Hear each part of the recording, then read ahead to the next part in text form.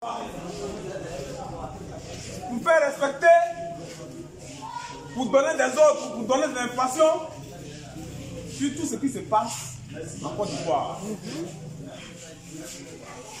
Ces informations-là émanent de la plateforme de l'opposition qui est composée de PDCI, URD, UDCI, pardon, GPS de Soroguium, le FPI, tout ce que vous savez comme parti de l'opposition. Appliqué le FPI est aussi dans cette position. Depuis le 10,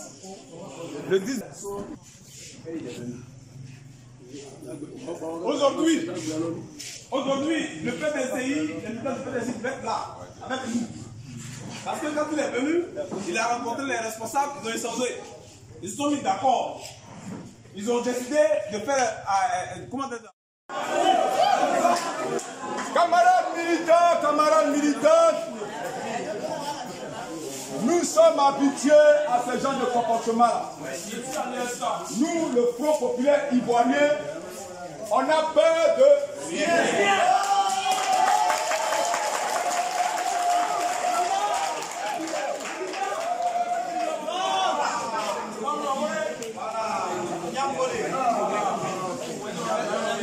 Le président Laurent Gbagbo nous a dit que le pays n'est pas un parti de pleurnichards.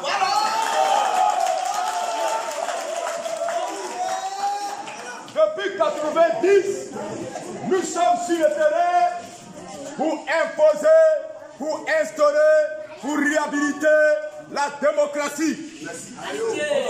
Donc, on savait qu'on avait affaire à des dictateurs. Donc, moi, je n'ai pas peur.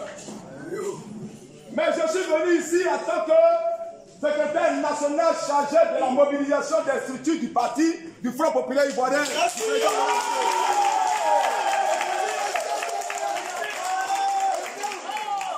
J'ai mobilisé les fédérations d'Abidjan et du Sud-Congo un peu partout. Et j'ai dit, il est important que je vienne dans mon village.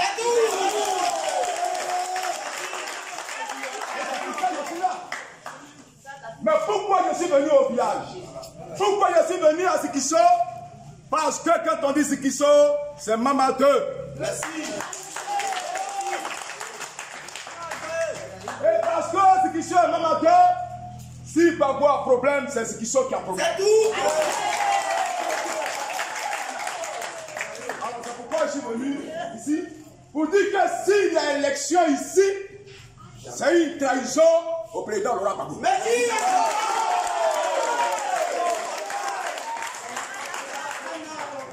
Alors, la plateforme dont un membre de Front populaire ivoirien a décidé de boycotter l'élection présidentielle du 31 octobre 2020.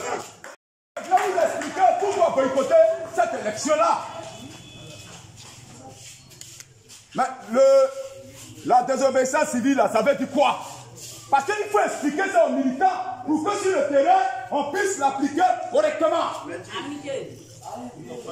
Nous sommes tous des citoyens.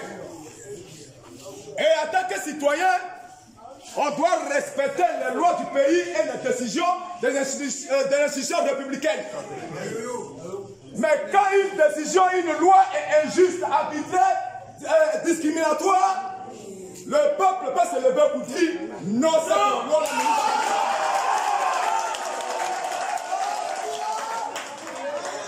Pourquoi je suis là? Donc le peuple peut se lever pour dire que, monsieur le président, la loi que tu as prise là, mais ça me fait un peu honte. Parce que les Ivoiriens n'ont pas la mémoire. Ils ont la mémoire courte. Alassane Dramane Ouattara a fabriqué des rébellions. Alassane Dramane Ouattara a financé des rébellions. Et ils ont tué nos parents.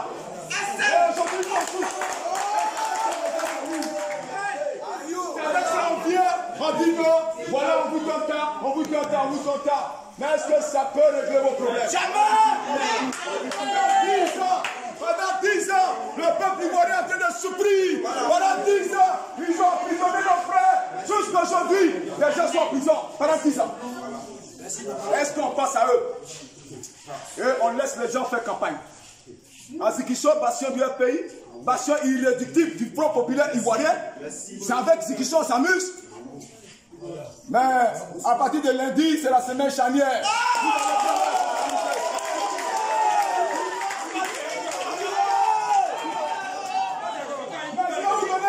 Pourquoi boycotter l'élection présidentielle du 31 octobre? Il y a deux raisons. Alassane Dramane Ouattara, je vous ai dit en 2016, la loi qu'il a imposée à la Côte d'Ivoire, lui-même il ne pourra pas respecter cette loi-là. Je l'ai dit.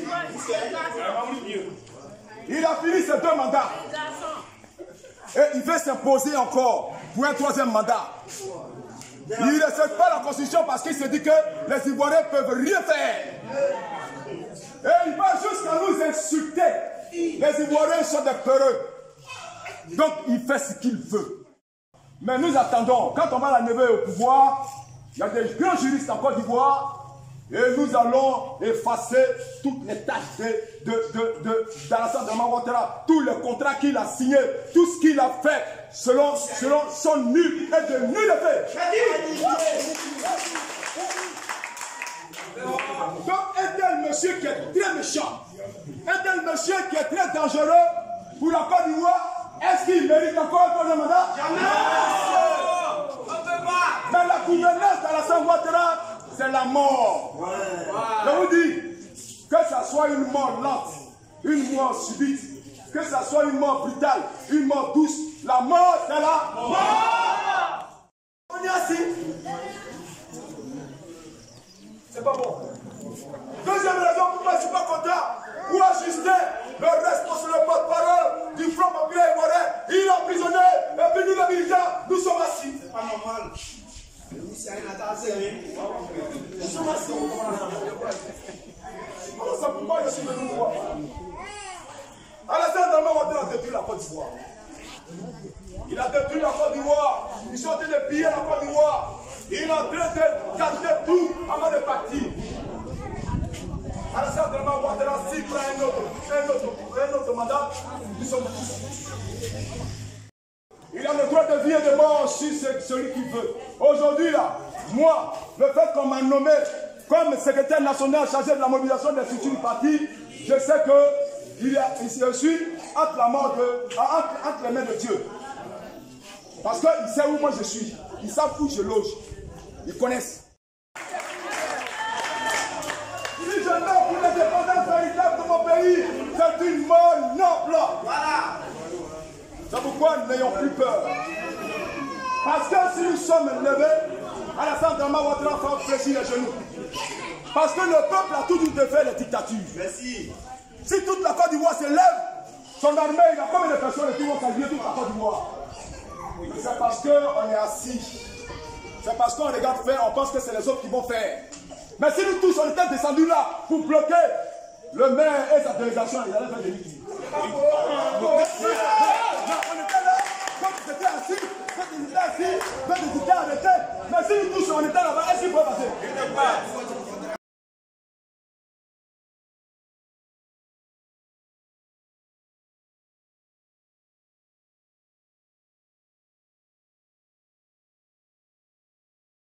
Le 21 octobre 2020, il aura élection à Ziguinchor. Je dis, Babo n'a pas encore bien compris. Le président Babo est en Belgique et il construit Ziguinchor. Est-ce que le 31 octobre, il aura élection à Ziguinchor?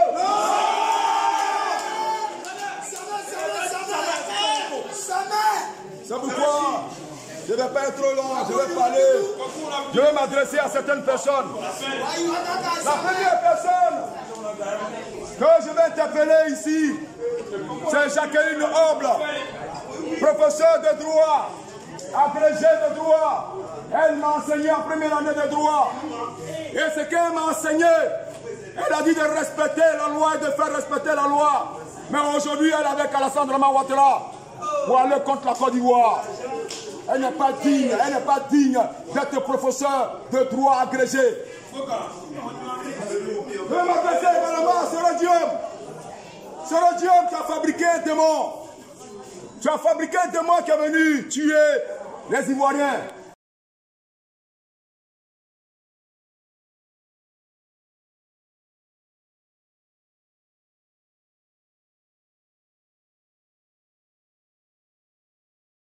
en Côte d'Ivoire. Mais, camarades militants, le président Gbagbo ne viendra pas dans ce désordre-là. Il faut qu'on nettoie ce pays-là. C'est pourquoi il nous regarde. Il ne parle pas là, il nous regarde. Son silence en dit long. Est-ce que Gbagbo parle? Il a fait sa part. Il a lutté. Depuis très jeune, il a sacrifié sa jeunesse, sa vie pour la lutte, pour la liberté. C'est à nous de prendre le relais. Mais on attend encore Gbagbo.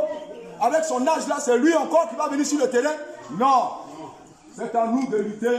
On va chasser bientôt à la Santa et on va accueillir de façon triomphale. Puis, pour qu'il le revienne. Mais il va venir prendre encore le pouvoir.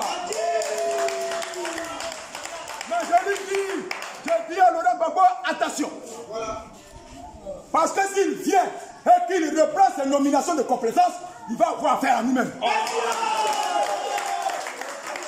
Parce qu'il y a des gens qui nous maltraitent aujourd'hui, et demain qu'il va venir, ils vont aller faire la cour à Laurent Gbagbo, et puis il va le nommer, ça nous demander, celui-là, qu'est-ce qu'il a fait? Je prends aujourd'hui le cas du maire. Il dit non, si Gbagbo vient, il va aller auprès de Gbagbo. Mais si Gbagbo l'a fait, nous-mêmes, on va lui déclarer la guerre.